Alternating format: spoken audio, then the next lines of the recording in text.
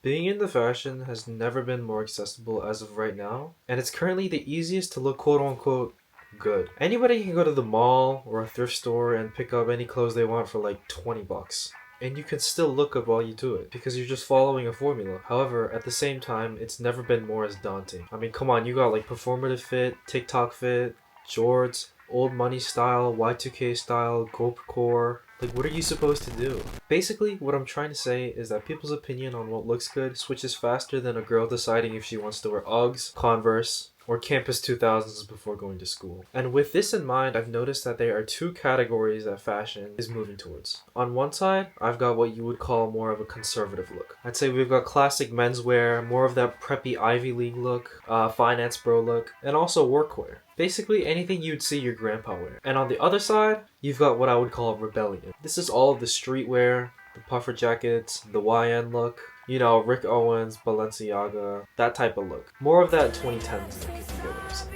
Now, for the past couple of decades, high fashion has been more of that rebellion style, and it really wasn't until last year that that more conservative look really came in a trend. This is probably due to 2025 being one of the biggest years for consumerism, and I just feel like the population was feeding into the gluttony. Like, as a general consensus, we just need to just stop buying for a second, or at least stop buying fast fashion.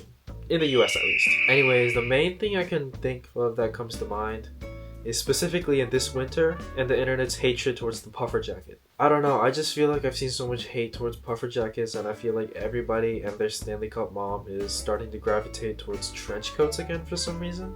I mean, come on, if even Gap is selling a trench coat, what are we doing? And don't get me wrong, I love a good trench coat. I think it looks really good. In fact, I was looking for one myself. While I was planning to get one, I stumbled across this jacket on Poshmark. And it's like this more workwear type of thing. But here, I'll show you on my phone. I'm pulling it up right now. But I just couldn't turn it down because it's this old vintage brand, and it's not sold anywhere on the internet. Hey, look at this thing. Ooh, that looks so good. Right? Okay, here are more photos. I know it looks like a cobalt blue right now, but it's more of a navy blue. And it was gonna come this Monday, but I'm freaking snowed in, so my package is gonna get delayed. And my happiness depends on when my parcels get here, so... Also, if you do want to buy a trench coat this winter, don't go and buy one brand new. They're probably gonna be littered with synthetic materials, and it's just not worth the price. You're better off finding one secondhand that's still in pretty decent condition, because most of the time they're gonna be 100% like natural materials, and it's just gonna last you a lot longer, even if you have to either spend more time, you know, actually finding one that's in your size and still in decent condition, or finding one that's in a little bit worse condition but cheaper, but that's still fixable. I mean, I was looking for a trench coat this winter myself, and that's how I came across this brand called Zero King. Now, the puffer jacket hate, I can kind of understand, because, you know, if everybody's loving trench coats, we gotta hate something, right? And I feel like the opposite of that is the puffer jacket. With trends moving away from street fashion and hating on street fashion being the new norm, it makes sense that puffer jackets are being targeted because they are kind of a staple in the streetwear community. Although I do get it, all this maximalism you see on your feeds is just getting ridiculous. But aside from my self-righteous need to prove that I'm a trend follower, it kind of just all boils down to economic uncertainty. I know, crazy take. But we've seen this before. When fashion moves back towards these more classic and conservative looks, it's a sign that consumers are like facing more economic uncertainty, and they just have more anxiety with their finances. All thanks to Sylvia. Okay, we're not getting political in a fashion video. And yeah, while it is fresh because we've seen the baggy pants look for such a long time, I'm just glad I'll be able to get some slim fitting or normal straight fit jeans from the mall, instead of only finding these absurdly giant clown pants. Clown jeans. And speaking of economic uncertainty, well, yes, I am glad that people are starting to dress with more normal proportions. Being able to buy less clothes is bad. I mean, come on. I want to buy more clothes. And now I would tell you what I'm planning to buy and how you can stay ahead of trends, but that's for a future video, and I don't want you guys buying up what I want to buy first, but just let me know if you guys do want a video like that. Now I want to talk about this. Whatever you call all of that. The American dream or whatever. TikTok's introduction has done a real number on fashion industry ever since like 2020. It's really just changed how we as a consumer view clothes in general, how we buy, and even how we use our clothes. Because everything is just for aesthetics now. Nothing serves a purpose. Like, what is the point of this? nothing. It just looks good. There's a giant pocket here. What am I supposed to do with this? It's just a piece of fabric that gets in the way. But okay, well, whatever. Moving on.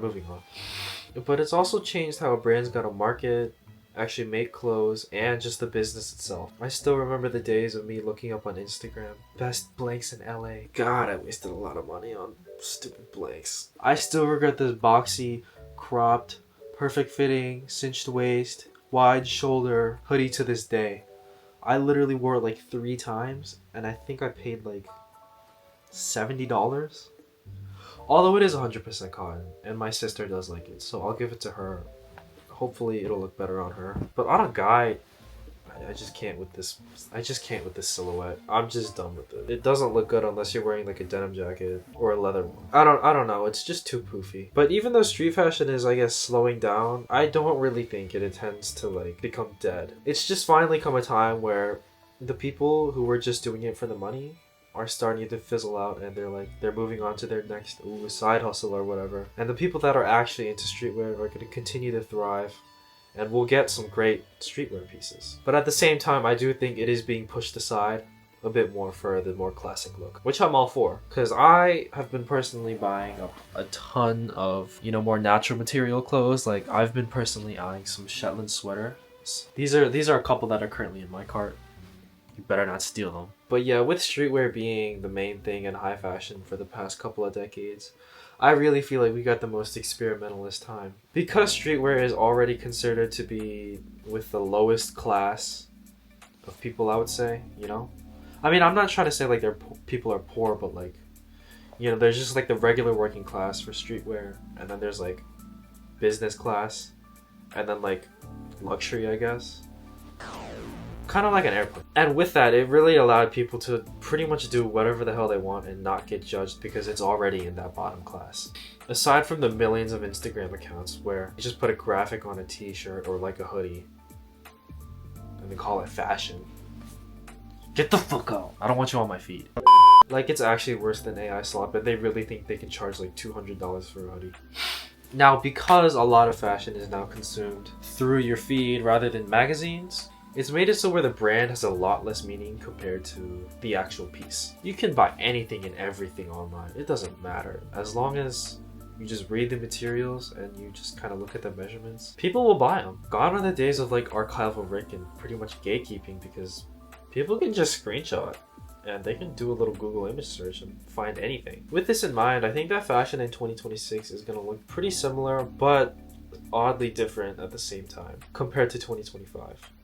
Does that make sense? With thrifting being almost an alternative to going to the mall and buying brand new clothes, I really feel like a lot of older pieces are gonna start coming into the spotlight again. Just like how Levi's engineered jeans did, but obviously with like other pieces from older collections. But at the same time, I feel like up-and-coming designers are just gonna take all this influence from the internet and whatever, because, you know, everything's so global. And we're gonna see all of that energy and that creativity just channeled into classic menswear, and either incorporating more of that streetwear into classic menswear and making it almost into streetwear, or we're gonna see people doubling down on heritage and creating unique, I would say, more silhouettes, if that makes sense. I mean, even the most recent Louis Vuitton Fashion Award winner was this guy who makes almost exclusively classic menswear pieces. Man, how many times did I say classic menswear in this video? Ultimately, it has never been more easier to find your style and try and experiment. And as fashion continues to reinterpret old designs, starting your fashion journey has really become a choose your own adventure. You want to look soft? You want to look hard? You want to look cool? You want to look goth? Do whatever you want. Nobody cares. And if you're rich, it's honestly like you're starting in creative mode. And now that doesn't necessarily mean you're gonna be a good builder. I mean, come on, look at Jaden Smith. What is he doing? And if you're less fortunate or in the middle class, let's say you're like in survival hard mode.